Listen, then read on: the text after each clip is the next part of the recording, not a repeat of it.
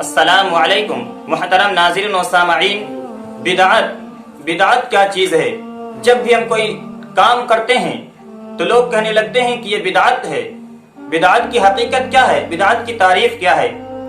بدعت کو اگر ایک لفظ میں سمیٹا جائے تو یوں کہا جاتا ہے کہ بدعت سنت کے خلاف جو کام کیا جائے اسے بدعت کہتے ہیں۔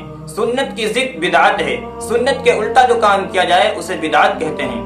اور اگر اس کی تصریح کی جائے تو الفاظ یوں نکلتے ہیں کہ ہر وہ ایسا کام جس کی شریعت میں کوئی اصل اور بنیاد نہ ہو اور پھر وہ شریعت سمجھ کر ثواب کی نیت سے کیا جائے اسے بدعت کہتے ہیں۔ یعنی ہر وہ کام جس کی اصل اور بنیاد شریعت میں تو نہیں ملتی لیکن شریعت سمجھ کر اور ثواب کی نیت سے وہ کام کیا جاتا ہے تو اسے بدعت کہا جاتا ہے۔ بدعت یہ بہت بری چیز ہے۔ اللہ رب العزت سے دعا فرمائیں کہ ہم سب کو تمام بدعات سے محفوظ رکھے۔ بدعت کے متعلق ایک اللہ کے نبی علیہ السلام کی حدیث سنتے چلیں۔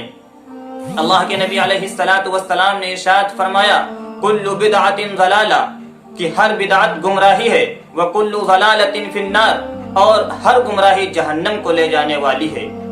اس لیے اللہ رب العزت سے دعا فرمائیں کہ ہم سب کو بدعات سے محفوظ رکھے، چونکہ یہ محرم کا مہینہ ہے اور اس محرم کے مہینے میں بہت سے مسلمان کچھ ایسے کام کر بیٹھتے ہیں اپنے کم علم ہونے کی وجہ سے اور دین سے دور ہونے کی وجہ سے، جن کا شریعت سے اور دین سے کوئی تعلق نہیں۔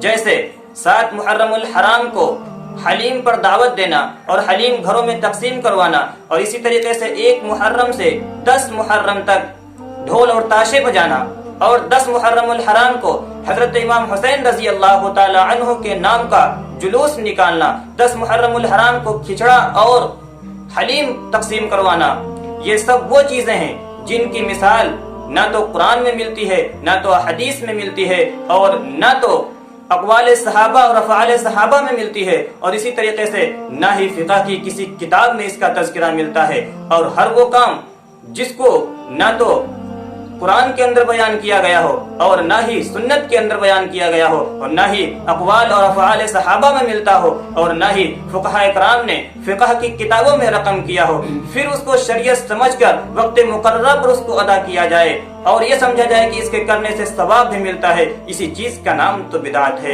اللہ رب العزت سے دعا فرمائیں کہ ہم سب کو اس ماہ کی تمام خرافات و بدعات سے محفوظ رکھے، اور اس ماہ کی جو فضیلت ہے اور اس ماہ کی جو برکات ہیں، اللہ رب العزت ہم سب کو اس ماہ کی فضیلت و برکات سے منور فرمائے۔ السلام علیکم ورحمۃ اللہ وبرکاتہ۔